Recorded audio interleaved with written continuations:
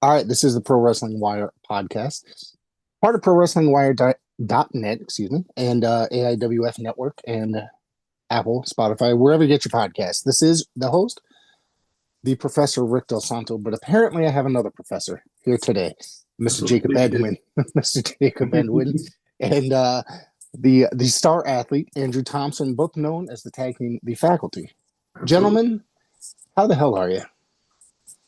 Couldn't be better. Honestly, Really? doing pretty good, all things considered, if I'm being honest with you. We feel great.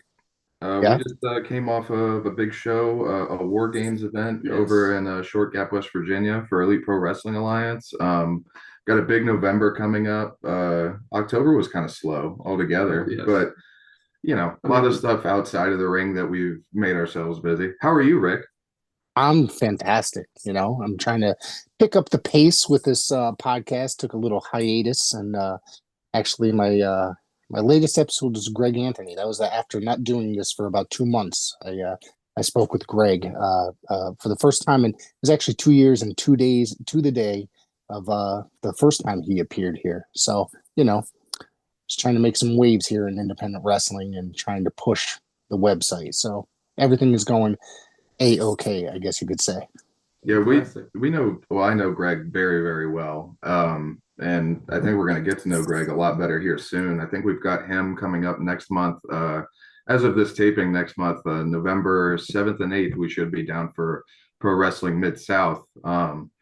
And I believe Greg and his son have the tag team championships Do down they there. now? I think so. They So, definitely do. They definitely do. Xavier. Yep. That's very interesting indeed. Actually. Yeah. I've wrestled Greg, oh gosh, at least 10 times in many different forms and fashion of match. Tag team match. I know we've had tag team matches, but not against this version of the faculty. So I'm extremely excited for that. The Golden Boy and his Golden Boy. I think they're going to finally show some signs of rust, and we might be able to depurify that gold. Well, last year, we took a trip down to Tennessee, and I actually challenged for the tag team championships before, but I had a different partner. And because of his lack of attention, he decided to throw someone over the top rope. And apparently down in Pro Wrestling Mid-South, that is still a disqualification. So he just threw our opportunity out the window. But now I have a smartened up and better partner, and we have chemistry like nobody else. So those tag team championships, if they're on the line, they're joining these two right here. That's what's going to happen. Okay, why don't you tell me about the titles that you got sitting back there? All right, maybe some of you that aren't watching don't know. Behind us are the Voltage Tag Team Championships. We defeated Nice and Smooth for them in a tag team ladder match in Boonesboro, Maryland, for Voltage Wrestling. Ran in the Maryland and West Virginia and PA area. Yes. And in fact, debuting in Virginia next month, November 29th in Winchester. It's going to be 30 minutes away from my hometown, so I expect anybody who knows me personally to be there, and anybody who's getting to know me right now, if you're in the area, I'd love to see you out there, because we're going to be doing our thing, defending those championships, just like we did against Shane Malice and Gavin Miller, and just like we did successfully against Heath Slater and Rhyno in Hagerstown, Maryland, at the glorious Meredith Park. Glorious. We earned it against a top tier tag team that are clearly going to be seen on television, if not now, eventually. And we've also defended against top tier tag teams such as Rhyno and Heath Slater, former WWE tag team champions. And we've defended against the father and son duo before, and I think we can earn some titles against the father and son duo again. Time's a flat circle. We just keep doing things that we're very good at, like defeating family lineages and beating stars and taking championships. You could almost say time's a squared circle. Oh. Huh. That's why you're the professor. What do you think of that? Interesting. Rick, you can just leave. We'll just do this on our own. Yeah. That would make it. Just let the camera run. We can go. That would make it easy for me, to be honest with you. But so tell me a little bit about the history with each of you and getting involved in the world of professional wrestling. Why don't I start with Jacob? Where'd you start how did you get interested in getting involved in the world of professional wrestling, and where did you train, etc.? So I trained at the original House of Pain, Superior Pro House of Pain Pro Okay. Wrestling in Hagerstown, Maryland. Okay. It at the time it was ran by John Rambo. That has since been bought and sold to I believe Tremor and the Radical Stars, and they train now out of Chambersburg, Pennsylvania. Now, I originally trained there, but I only trained there for 3 months, and they eventually kicked me out over some money disputes, actually, which was not. That's a very common story out of that school. And who could imagine the professor got kicked out of school? But sometime after that, I linked up with Wild Man Robbie Page, and he trained a handful of us. Just in he knew someone who helped run a gymnastics gym. We just trained in a gymnastics center. we didn't have a ring.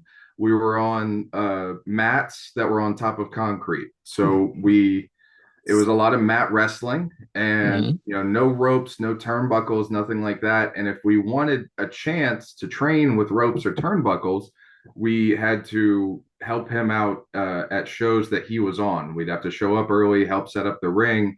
And if we were lucky, we were there before any other wrestlers that wanted to work on, their training, their matches, whatever they were going to work on for that night.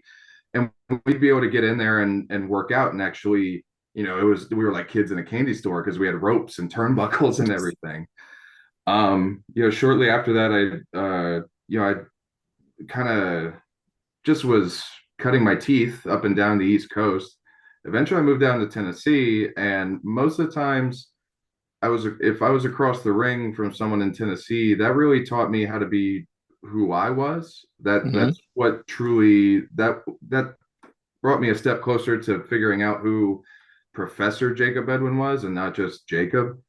But then I moved back, and I found myself helping out a local wrestling school for WDWA, and there was young Andrew Thompson over there. His cousin showed up, and he showed up a week later. And I'll let you take the rest of that. But I know I managed my training style very much after the same way I was trained. So anybody I've helped teach, and I just opened a wrestling school a couple weeks ago, but anyone I teach now, a lot of times they don't touch the ropes for several months just to kind of replicate how I grew in and how I came in. And so is the focus shifting to me now? As that's happened, and now it's time for beauty? That's entirely up to you. I do have one more question before before we shift over to you. But Jacob, I'm from the East Coast. I'm from Connecticut. Have you ever made your way up here? You saying that you were going up and down the East Coast? Yeah, I haven't wrestled in Connecticut. I've wrestled in Jersey. I just missed a chance to wrestle in Maine. I've taken seminars in New York, but not actually wrestled there. And so I've been around that area, but not there. Just kind of in that flavor. Mostly it's been Pennsylvania, as far north as like the Poconos and stuff like that. Gotcha. And then heading out towards the Midwest sometimes, Ohio and Pittsburgh and that area. Yeah. Before, right? Yes, I've been. Oklahoma was probably the furthest I've been. That was a 21-hour round trip. No, Jesus. one way, 21 hours. No. That was by car? Yes. You drove that by yourself? I did. You had a group I dropped off a group for Pro Wrestling Mid-South, so that was my halfway point. And then the rest of us, I took a whole nother crew up to Oklahoma, and then drove back to Tennessee and home all in one stretch. No. Had to be fun yet stressful. I know what it's like taking long car rides, not just wrestling related, but the family related and stuff. I had a very long summer this week going to family events all over the country, and had to drive through most of them. Andrew, you're up. Fantastic. Thank you very much. I was waiting my turn patiently. That's all. See, you're so polite. Yes, I like that.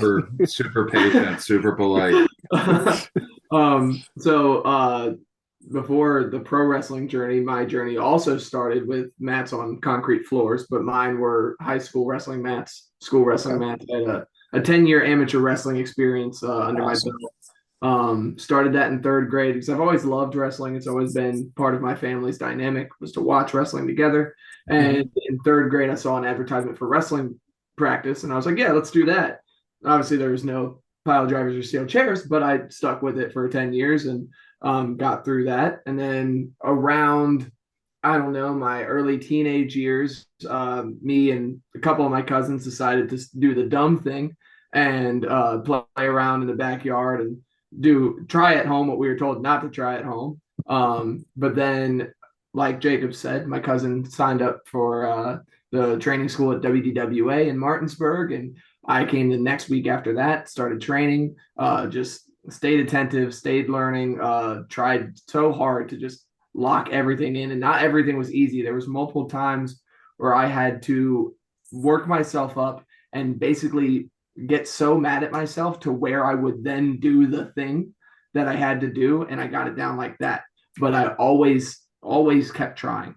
And since then, we've branched out, and at some point Jacob took a liking to me and said that he could teach me a little bit more than everybody else if he wanted to. Taking a liking to is a strong vocabulary Sorry, for that. I was taken advantage of and brought in. Hey, my coattails need to be ridden by somebody. Exactly. But ever since then, we've been pretty much all over the map as this incarnation of the faculty, the professor and the star athlete, going around and teaching other tag teams what's what. Yeah. Wow. I did see a match where you guys competed against each other. So what was that like? Was that prior to you guys teaming up, or was that so the only time it's happened, other than the off chance battle royal where we maybe crossed paths, the only time it's happened was Virginia Championship Wrestling last year in Urbana, Virginia. And I think that might have been because Jacob, could you remind me who won that match? Listen, I'm trying to remember wins and losses. It's more about lessons learned, and obviously, because you won, it was from my teachings. Right. So I mean, who really won in the long run? But it's an etch in the W column for the faculty. That's true. Yes, absolutely. But yes, so that match happened, and after that, he took me aside and talked to me. He was like, "Hey, what do you think about this?" And I was like, "Well, I mean, let's see where it goes." And you see where it's gone now. Right. Who's the promoter for VCW? Do you remember? The director is Jerry Stephanitis. Yeah. Yes. Okay. I've heard of it before, but I've never actually seen it until I came across your match against each other. Right. So. Yeah, they're mainly in the Virginia Beach area, Newport, Norfolk, New York News. But they have done a couple of years in a row in Alexandria, Virginia, most recently. They have a show coming up in Alexandria. Right. They've brought in names like Jay Lethal in the past and Nick Nemeth, and they had Wheeler Yuta recently a couple of years ago. That was Nyla Rose. Yeah, they've been kind of a linchpin for the area for a long time. But their model seems to be just bigger shows further apart. The Norfolk Masonic Temple, we got to see. It's a beautiful venue. It's a beautiful venue, and we got to see EC3 defend the NWA World Heavyweight Championship before he had lost it later that year to Tom Latimer. So they've had plenty of people cycle through their roster, and they have just a really their current tag team champions are Nice and Smooth, who we beat for the Voltage tag team titles before. And again, whatever I'm going to say about them, it's hard to deny their athleticism and their ability. There's a reason they're called Nice and Smooth. Yeah, and it's not because they're ugly and gross. That's just a byproduct. Yeah. Well, I'm going to do a cheap plug here while you mention it. Please. I host a weekly I don't host. I'm sorry. I'm part of a weekly NWA podcast that airs every Thursday nights, 8 p.m. Eastern time. And I was actually at the event that you mentioned where EC3 lost the title to Tom Latimer. I drove, well, it was supposed to be a 3-hour drive. I got stuck in traffic for an extra hour to drive down to Pennsylvania just to witness that NWA 76th anniversary show. Yeah. Yeah, 76. Yep. I went to 76 and 77. And luckily, well, the 77 was actually in New York. So I was like, oh, great. It's an hour and a half drive. No, I got stuck in traffic. It took me 4 hours to get there again. So that's how lucky I got. So I just feel like I'm doomed anytime I want to go to an NWA show. It's going to take me roughly 4 hours to get there. So, but I got to take my youngest son, so that was a pleasurable experience. Me and he loves watching the NWA with me. He's only 10 years old. Who jumps out to your youngest son? Let me put on my interviewer hat real quick. I really like hearing what younger people think of, and especially at an independent level. I love hearing what younger people think of, and just what's happening from their perspective, because I mean, so often we just hear, the IWC, the internet wrestling community, we hear their feedback, we hear what's being said on Twitter or Reddit or whatever. I want to hear what the kids think and what's standing out to them. At 10 years old, he does not watch WWE. I don't really watch it that much unless it's like a bigger event, the pay-per-views or what have you. It just hasn't rung to me in the last year. You know what I mean? And after SummerSlam, I was just kind of very disappointed. And so I just it's just not my flavor. You know what I mean? He's really into the local indie scene. We're probably at 2, 3, 4 shows a month each weekend, His favorite wrestler, you probably have heard of him or seen him possibly on MLW TV at one point or another. Ichiban is his favorite wrestler. I'm not sure if you're familiar with him at all. He did a short stint in MLW, and he's kind of popular around the New England Northeast area of the United States. So I've heard the name. I'm not super familiar, but I will be after this. I'll be looking him up. You should. He did it, like I said, short stint in MLW, which was very enjoyable. And if you're familiar with the AIWF, he really loves Corey Duke, who was the AIWF World Tag Team Champion. He's from a couple towns over from here. He won the titles earlier this year. Him and the Duke Boys, part of the Duke Boys tag team. He's really big fan of his. He's more into like a lot of the local guys. As far as the NWA goes, he doesn't really talk about any of the guys, when we're at the shows. Maybe Thrillbilly, probably at the most, which that's probably one of my favorites on their TV show currently. Yeah, he's very, very talented. I've gotten to see him twice, and I've been a big fan of his work for a long time. It was bound to happen, and I think he's just this is not his ceiling. He's just going to keep climbing. Absolutely. The only problem that I have with the NWA is when at 77 the show was way too long. So when I don't know if it aired on TV yet. I haven't watched this week's episode yet, but he won the world title. It was about 4.5 hours long, the show. So half the crowd left the arena by the time him and Latimer were in the ring, and I felt kind of bad, even though the place went fucking nuts, when it happened. So I was excited. I kind of popped too because it was enjoyable. So, of course. Yeah. Moving on. What else do you guys got? You said you had some stuff coming up this weekend, right? Or the month of November, December, or November. Actually, speaking of AIWF, you've brought them up a couple of times. For Summit Wrestling Association, I'll be in a triple threat match for the AIWF East Coast Championship. Okay. With Victor Walker, and I can't remember the third right now.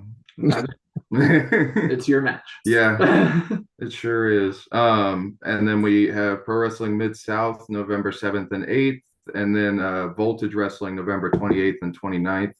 28th in Boonesboro, Maryland. 29th, they're debuting in Winchester, Virginia. Yes. So we try to stay busy. Right, absolutely. And in between there, we're the Elite Pro Wrestling Alliance. They have Throwdown Thursdays every Thursday in Kaiser, West Virginia. I try to get out there as much as I can.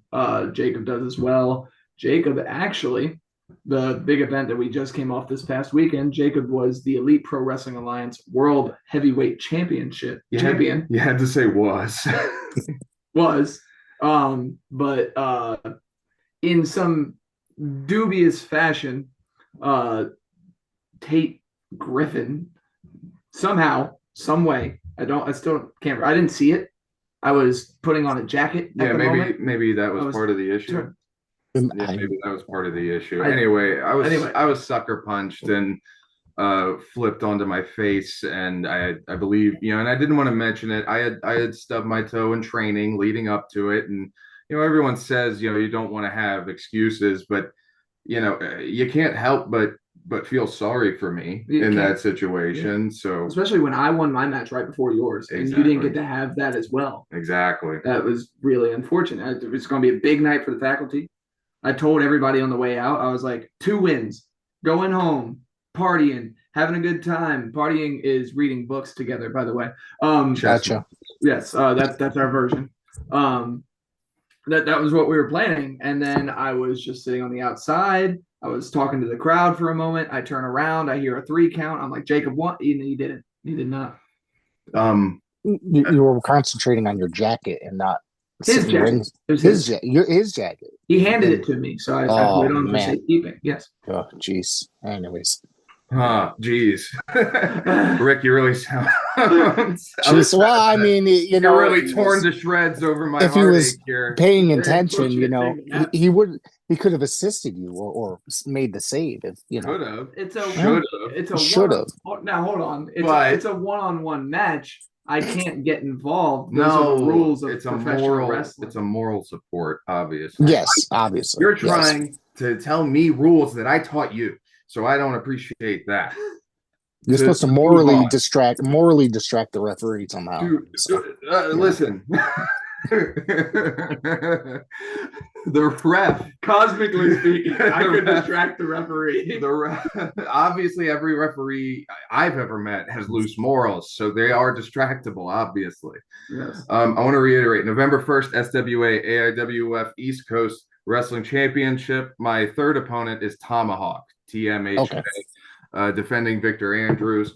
So I'll have that title. Yes. Then at Pro Wrestling Mid-South, I think we'll walk away with the Gemini tag team titles. Absolutely. And then November 28th and 29th, we'll defend our Voltage tag team titles. Yes. So, I mean, we'll be regular Cadillac Conays or however she tries to. No idea. Instead of Mercedes. Or Cadillacs or. Oh, gotcha. Cadillac coins. That's Cadillac what it is. coins? Yeah. Okay. Coinays. I think that's how that's said. You guys see Ultimo Faculty. You guys see. Sorry. No, it's okay. You're laughing at my joke. You can laugh as long as you want. You guys seem extremely busy. That's pretty awesome. I mean, so it sounds like you have a very good scene down where you guys are and making towns, I guess you could say. It's a breakneck pace. Yeah, and most of it is at the very least an hour, if not 2 hours away. Mm-hmm. So we are still traveling for everything, trying to get out there. Dyersburg and Ripley, they're 12 hours from us. So we're going to be going down there for those, but it's worth it because we're going to be taking the championships. Yeah. Tell me about working pro wrestling at Mid-South and Dyersburg. What do you guys think of that stuff? I've gotten a chance to check them out online. Obviously, Greg Anthony came up here 6 months ago or so, worked up here for a company that I do work for. So it was great to actually meet him in person. Tell me what it's like working down there or his company down there. I'd love to jump in. You guys can say whatever you want. This is So Jacob's had multiple extended stays with Pro Wrestling Mid-South. Me personally, I've been there one weekend, one Friday and Saturday show, one time. And it is such a unique environment, in my opinion, because you have this company that has 2 shows back to back every week, Friday and Saturday. It's kind of amazing, right? Yes, so, the fact that you get a faithful audience that shows up every time, and like you have wrestlers that are putting in the work and doing that to get acquainted with that audience. It's such a unique environment, and going out there and trying to, they don't give it to you. The fans don't give it to you. You got to earn it. You really have to. I went down there. I had a match against, I had the previously mentioned tag team championship match. And that went the way it did. By the end of the match, we had the crowd behind us. They were with us. But then as soon as my partner threw the one guy over the top rope, everybody looked at us like, what are you doing? And I'm sitting on the apron like, what are you doing? what was that? But it was as soon as that happened, they knew that we weren't from there, so they did forgive us. They were like, hey, it's okay. Next time, as we were walking back, they're like, next time you got him. Next time we do got him, that's me and Jacob. But then I had a match against David Jason Rose. And in that match, I was sitting there wrestling, and it was just me. I didn't have a partner with me. And when I first came out, I was wearing this zebra singlet with a star on it. So I'm a star athlete. The zebra accents were just there. But it was, as soon as I came out, I had like 2 or 3 people calling me the Zebra Man. And I was like, well, no, guys, I'm Andrew. You got to learn. I'm here for you. But then over the course of the match, they did end up. I showed them who I was, and they understood it. So you really, but they do not just accept you from the beginning. You have to get them behind you, and it's great. And I'm so excited to go back down and see all of that again. And now I'll let the veteran of pro wrestling himself speak. So I'm a fairly decorated guy down there. I've had the Legends and Lions tag team championships, wrestled against Hacksaw Jim Duggan and Golden Boy Greg Anthony for those championships. I've had the Legends and Lions championship. I've had the Unified Heavyweight championship. And in fact, you just mentioned David Jason Rose. He just lost the Unified Heavyweight championship over the weekend to someone that I've wrestled before. His name escapes me. James something. Anyway, I was down there for about a year and a half and won almost everything they had. I was the first main event in Ripley, Tennessee when Pro Wrestling Mid-South opened up that building in that town for themselves. I have a big history there. A lot of times though, when Andrew talked about you do have to earn it. I'm only there maybe twice a year. It's not something where I'm there often enough that they'll remember me every time. Every time I'm there, I do have to remind them of who I am, and I do have to remind them of what I bring to the table and why they come to see me. Sorry, where was I? So you have to remind them who you are. Yeah, Andrew was speaking on how you have to earn it every time you're down there, and that's the truth. No matter how many times I've been there or how long I've been there, I have to earn it every time I'm down there. Those fans, they're loyal to a fault, and but that means you have to make them accept you coming from the outside in. It's something I heard about, old ECW fans and also Smoky Mountain Championship Wrestling. Like it kind of goes to show wherever you go, when you find those diehard wrestling fans, it's kind of the same story anywhere you go, where they know who they like and they know who they follow every week, and you really have to earn it to earn their good graces.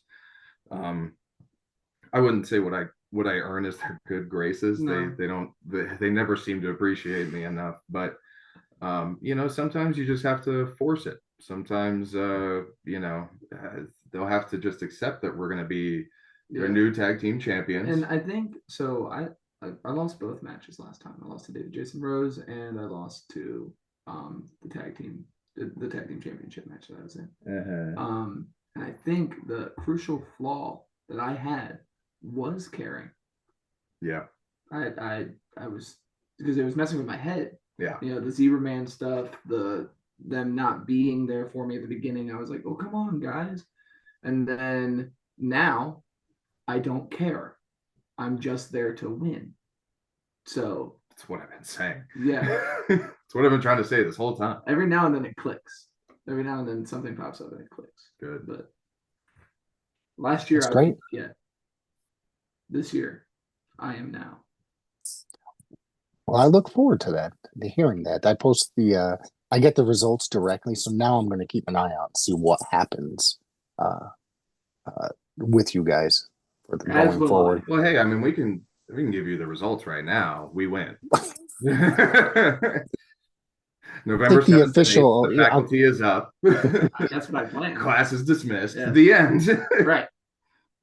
I'll get the official results. Don't worry. I'm sorry, These guys. are the official results. Oh, they are the official results. Okay. All right. All right. Matter. Jeez. Okay. So you guys said that you took on Heath Slater and Rhino. What was it like being in the ring with those gentlemen? Uh, I was driven to slay the man beast. Wow. It's kind of funny. If you want to take a break from being too serious, we wrestled Heath twice that day. As a matter of fact, we wrestled Heath Slater at 2 p.m. at the Berkeley County Fairgrounds, part of the Berkeley County Youth Fair in Martinsburg, West Virginia. And not it was something like 6-7 hours later after a long baseball game. Then we wrestled Heath and Rhino. Now listen, we won. We won. We won. That's the important part. We won. We beat Rhino and Heath Slater. The official record says the faculty defeated Heath Slater and Rhino by disqualification. I have heard that people try to bring up the by disqualification thing a lot. I mean, it's a win. They did pin us to the mat. However, that decision was overturned because Rhino used I carry a different book to the ring every match, a large text to read and study based on what lessons we've been studying that week, and it somehow ended up in the ring, and Rhino decided to use it and hit me over the head with it. Not what books are meant for. Exactly what I would expect a man beast to use a book as. Clearly this caveman.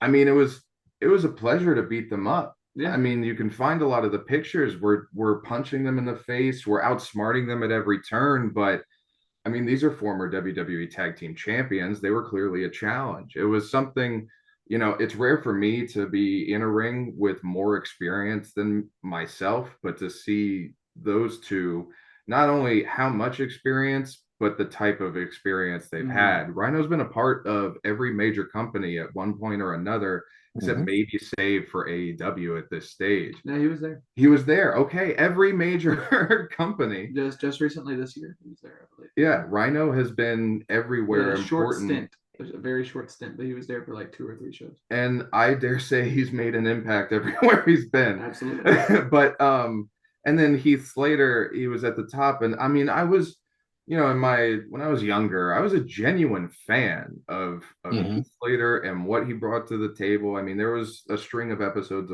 on Raw where he was challenging these legends and coming out, and you can't help but just really enjoy seeing what he can do. He's an entertaining guy. But man, it felt really good to beat them. Yeah, it really did. And I want to make an addendum to what Professor said. Good job. Addendum? Yeah. It's a dime. Okay. That's a dime word. So he had said that they pinned us to the mat. Not entirely true. I was in the ring. I don't remember why I was in the ring. I think I was trying to get the book out of the ring is what was happening. Upstanding citizen. Upstanding. I saw a book and I went, this shouldn't be here. Of course. And then I was blindsided by Heath Slater.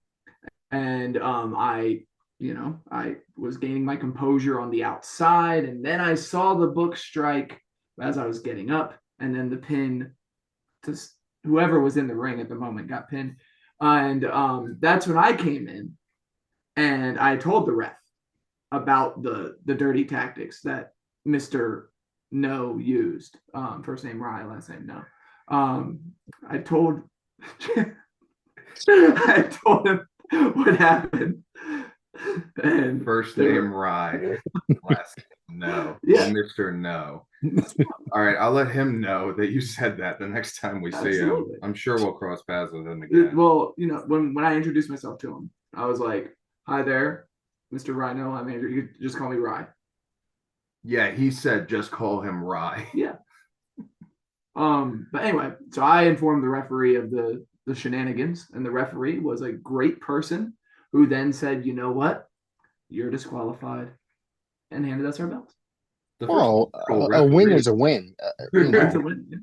Yeah, a win's a win. Unless, obviously the challengers don't get the belts. But, I mean, it's still a win. But, if you're not getting the belt and you won by DQ, then I guess you're screwed. Those belts? You got the belts. That we right? still have. Yeah, that you still have. Yeah. So, And then, props to you guys. we did bite off a little bit more than we could chew, I'd say, because and Jacob was angry. I was angry because of the injustice that had happened. So we decided to try and get our lick back, as one does. You don't get disrespected. You got to stand on business. So then we attacked them, and I think we both ended up getting gored because of that. And you live and you learn. Life's about lessons, as Jacob said earlier. The great poet Justin Bieber once said, "You don't understand how I'm standing on business right now." Yes, y'all aren't clocking. And they didn't understand. Yeah, they didn't. And they acted out in violence, which is not the way. Yes. That's harsh. That's harsh. So obviously he's got one of the most famous spears, gores, whatever you want to call them. That maneuver. What was it like taking a gore from Rhino? Was it as painful as it looks? Yeah. that is a tank of a man running at you as fast as he can, going straight for your ribs. Yeah. Jacob has a fun fact about the gore that I can see him waiting to tell you. Yeah. So Rhino, talented as he is, he has the gore down to perfection. He knows exactly how to hit it, exactly how to put you down. Heath Slater, apparently, this was only the second time he's ever hit a gore, and I could feel it. There's the pain of someone who's practiced a kick 1,000 times, and then there's the pain of someone who just throws and prays. And it felt like he threw every inch of his body into my ribs. Heath Slater did. A lot can go wrong if you just throw a kick. Yeah, a lot. Mm-hmm. 100%. Yeah. And Jacob's been in 2 matches with Rhino, not taking a gore once. I've avoided it. I guess you've got luck on your side, if you will. Well, no, I've read The Most Dangerous Game, and obviously that's man, but the man beast, I would think, is a scale up from that. And so I've studied Rhino. I know him backwards and forwards. He's I'll dare say it. He's a one-note joke. Wow, you heard it here first, Mr. Mr. No. There is another guy I want to ask you about. I get a lot of stories about this guy. Every time I talk to guys from your area. So he's a legend, an NWA legend, etc. Mr. Ricky Morton. I guess you guys were in the ring with Ricky, and he is a hell of a nice guy. I've had the opportunity to meet him a couple times. And every time I hear a good story about Ricky Morton, it's always something positive, something good story. I have not had the pleasure of sharing a mat with him. However, I did get to meet him and Kerry Morton at a show once. And we had a very good rapport. And I told him about a few things I was doing. He told me to keep it up, keep my nose to the grindstone, and keep working. And I said, well, thank you, Mr. Morton, and shook his hand. And I said, I look forward to beating you one day. Wow. Yeah, I hate that old man.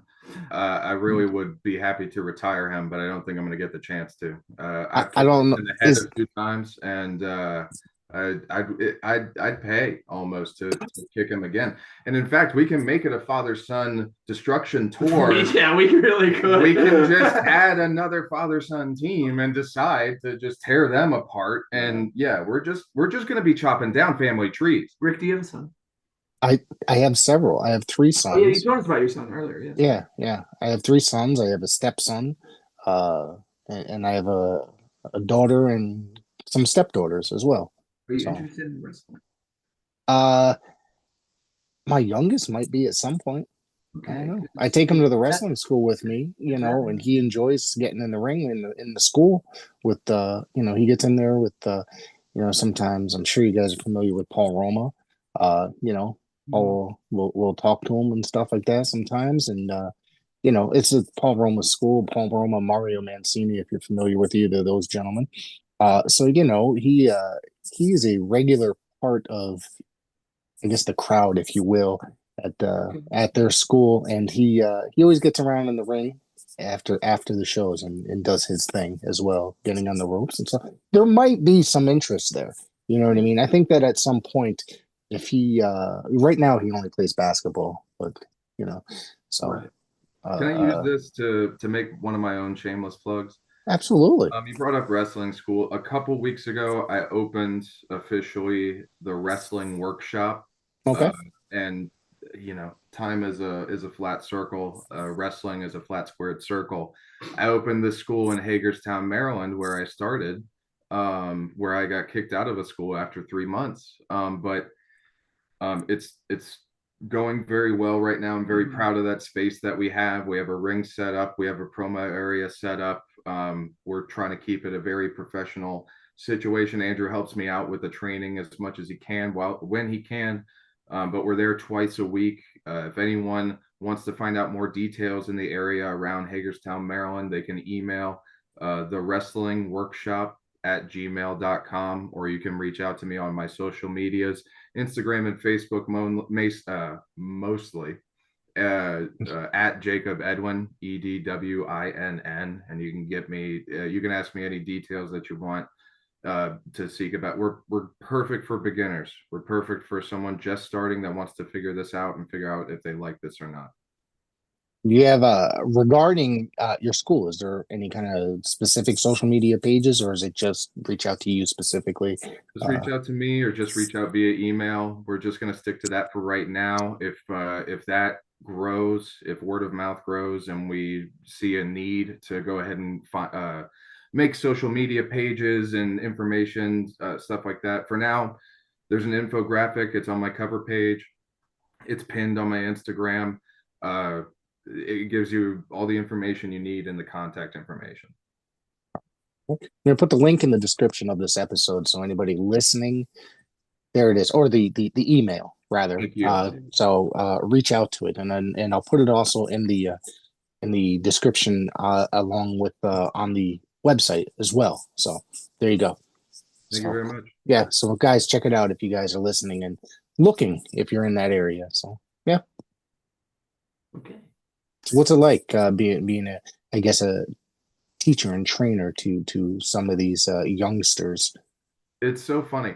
I was just telling Andrew this yesterday. I think of myself constantly as the teenager who was in high school, who wasn't very talkative, Mm-hmm. kind of meek, really didn't project. I still think of myself as an introvert, but then I teach these classes twice a week. I'm speaking in front of, 8 to 20 people. But then wrestling in front of hundreds of people on the weekends. I have to adjust what the view of myself is. I am a public speaker at this stage. I am an entertainer on some level. I'm an athlete on some level. Like that's what it is eye-opening, and it's so thrilling, for every big moment that I or we have had in wrestling. I feel an equal amount of elation, and Andrew's seen it firsthand and secondhand several times.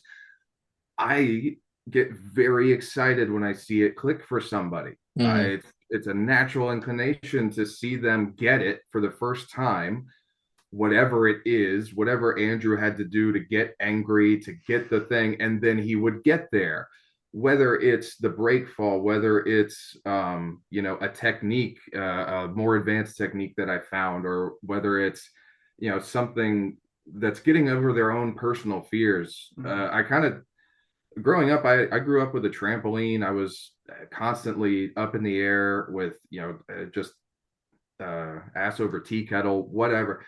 The amount of people I've come across that aren't used to that and just are super, they are planted to the ground. They will Mm-hmm. not leave their feet for anything. And then to see them break out of that and they're jumping all over the ring, just like a gymnast. But then also to see people appreciate and just grow. You know, there's the short goals, the immediate goals of like, okay, can they do this? Can they be coordinated? Can they learn this technique? And then it becomes the long-term goals, and those come a little fewer and farther in between. But I still get to see them. I'm still getting to see Andrew grow and other trainees I've had grow over time. And the elation may just happen less, but it's just as big every time for me. I love seeing people get it and understand it and appreciate it too. Yeah. Is there anybody there right now? I know you just opened up recently, but is there anybody there that you could say like this kid's going to go a little bit further? That he's going to, you could see anybody going far? No, I wouldn't be able to. Not yet. No, I what I want is I want them to kind of find their own voice first, and then Yep. after the fact I can say like, okay, yes, I helped him or them when they started, but then they have made their own path. I want to build a good reputation, but I think it's got to be based on results and not just this is what I see happening and this is how I think it's going to go. I'm very much a results based person. Right. Right. How long have either of you been doing this? I know did you start in 2012? I did. Yeah, 12. So what about you?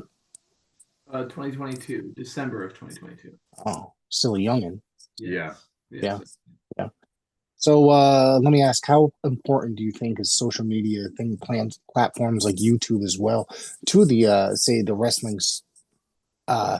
community today? Say the independents, if you will, and trying to get out there and guys such as yourself trying to brand yourselves and trying to get recognized. I recently got advice. I'm sorry, get what? I got advice from Okay. a stage performer who looked at me and asked how many followers I have. I told her, and she told it is outside of the wrestling sphere. She told me that it was my fault that my follower count was so low. I was like, you know what? You're absolutely correct. And she said, there's so many things that you can do to put yourself out there. It does not matter who they are. If you're talking to them about what you're doing, tell them your handle, tell them your information. If it's a follow, it does not matter. Like, even if they don't do it, you're losing. What a great poet once said: you lose 100% of the shot, miss 100% of the shots you don't take. And this, I was gifted the information from this lady, and I sat there and said, you know what, you're absolutely right. So this past weekend, the show that I was on, almost every person that I interacted with, I was saying, follow me on Instagram at Andrew Thompson Pro. Find my Facebook, Andrew Thompson Wrestling, because that is where I put all my information. That is where I put what's happening with me. That's, if you're asking the questions you're asking right now, where can I get a shirt? Where can I see you next? What can I do this? That's where you can do it. And once you build that following, you build that community, that's how you get people to start coming back. And I really do think it's important. And I really wish that I was more capable of just locking in and focusing on that. There's a lot of things that I look at and I say, I'm not here yet and I want to be here, but I'm like down here. Social media is number one on that list, where I wish I was just killing everything. But every now and then I slip up on it. But I think it's very important. I think it's kind of both. Like you can't just rely on social media. There were people that have become almost famously, the music equivalent would be a one-hit wonder, right? Yes, that's yeah. So, the goal is to go viral on social media, but you also need, willful participation. It's not just followers, but it's also likes and interaction and people that actually care about what you're doing. They don't just click follow and then leave it alone. And that's hard to develop the substantial social media, relationships with people. But that doesn't mean you should just not do it. It doesn't make it any less important. It just makes it a difficult you know, another aspect, another wrinkle of this game that I've had to watch, you know, develop over time. And honestly, you know, it should have been something I could have been ahead of. When I started, Facebook was not the advertising thing that it was. I was handing out and hanging up flyers, and you know, that was the majority of advertisement when I started. And I know even 10 years before me, it was different stuff. It just, the advertising game was always something different. But that's kind of what I always look at it as. Yes, you can have social media, but ultimately, I think you should lean towards like what's making you money. But if Mhm. you start losing money in one place, social media is a place to make money too. If you do it, you know, appropriately, the right way, you can get people.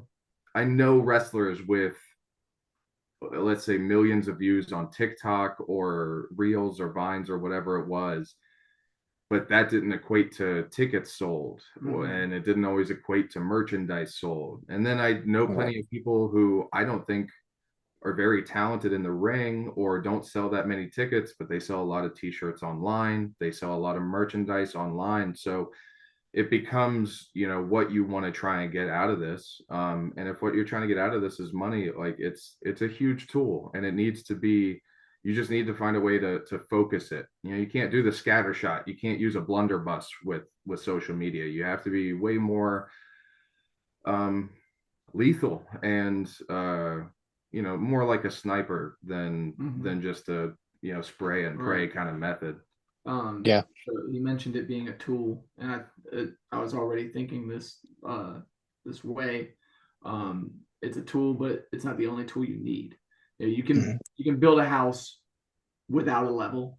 You could, but you probably should use the level. Yeah. So Yes. Yep. social media is that level. You can do this without having it, but if you have it available to you, why not use it? And most of it's free. Right. That's the biggest Yeah. thing. If it's just available to you. Yeah. And like you said, you can earn money off of all these platforms: Facebook, YouTube, Instagram, whatever else, TikTok. I'm not the world's greatest YouTuber, but my page is monetized, and I'm able to. It's most people Congratulations. really well. It's not easy. Like I've been pushing Yeah. because, well, thank you, but people want to watch shorts. They don't want to necessarily. So that's why it's like I'll put mine. I get decent views on the regular shows like this one, but it's like the shorts is what makes your page explode. Really, you know what I mean? So it's like it's kind of exciting to sit there, but it's like I really want people to like pay attention to everything that's going on. It's not easy, and I'm not the world's greatest person at promoting either. It's like I was with you guys familiar with Bloodsaw at all? Oh yeah, I've seen him a couple times, Yep. but not just vaguely familiar. You know, just name Yeah. alone. Yeah, Apologies. he and I did a convention together in Massachusetts, in Springfield, Massachusetts, and we split a table. And this guy, I'm just selling whatever collectibles and stuff like that, old school merchandise, magazines, vintage stuff, and he's over here just like his half of the table. He's promoting himself. People just come over because he's in character the whole time. And like you said, Andrew, he's just like follow me on Instagram. It's this guy all day was getting everybody that came to the table to subscribe to his whatever they just said, Instagram, and he was selling t-shirts and masks and all this other stuff. And it's like people that barely knew him and stuff like that. I said, this is incredible. So I kind of learned a lesson that day. This was this past June. So and it's like every time I see him, if I run into him in the grocery store, we're sitting there talking, some guy will come up and start talking. He gets people to subscribe to his Instagram page. It's incredible. So it's just I've kind of taken a lesson from that, just trying to get people to. It's kind of sometimes it's kind of annoying, being annoying to Right. try to be like, yo, subscribe to this if you like Forte. wrestling. You know what I mean? So Yeah. it's kind of it is what it is, though. I guess it's kind of, but to me, it's very important to try to get guys such as yourself exposure out there that you might not get exposure elsewhere. You know what I mean? But you guys seem like you're doing pretty damn fine yourselves. No, thank Appreciate it, Rick. We do want to come up your way, though. You know, Connecticut's. We want to check off that box, so we will definitely be in touch about that. Yeah, absolutely, absolutely. Before we get out of here, why don't you run through that list of upcoming things that you got and coming up, and how people can find you on the socials? Yep. Absolutely. One more time, November 1st for Summit Wrestling Alliance. I'll be in Greencastle, Pennsylvania at the Green Grove Gardens. Then November 7th and 8th. We'll be wrestling for Pro Wrestling Mid-South down in Ripley and Dyersburg, Tennessee on November 7th and 8th. We will be challenging the current Gemini tag team champions. Whoever they are by that time. Whoever they are by that time, yes. Then November 28th and 29th, we'll be in Boonsboro, Maryland and Winchester, Virginia for Voltage Wrestling. You can follow all of those on Facebook and on Instagram. I don't know their Instagram handle specifically, but all of those links will be on Facebook as well. Your Facebook and Instagram? My Facebook is Andrew Thompson Wrestling. The picture on it is me going like this. Yeah. And then my Instagram is at Andrew Thompson Pro. And then my stuff on Facebook and Instagram and YouTube is all at Jakob Edwin, JAKOBEDWINN, all one word. And then if you would like to get this fine shirt here or any of the shirts that we both have made over the time, you can go to prowrestlingtees.com/Jakob Edwin or /Andrew Thompson, and it should come up. All right. Gentlemen, I want to say thank you for joining me today. It's been a pleasure talking to you. Thanks for having us, Rick. Thank you for having us, Rick.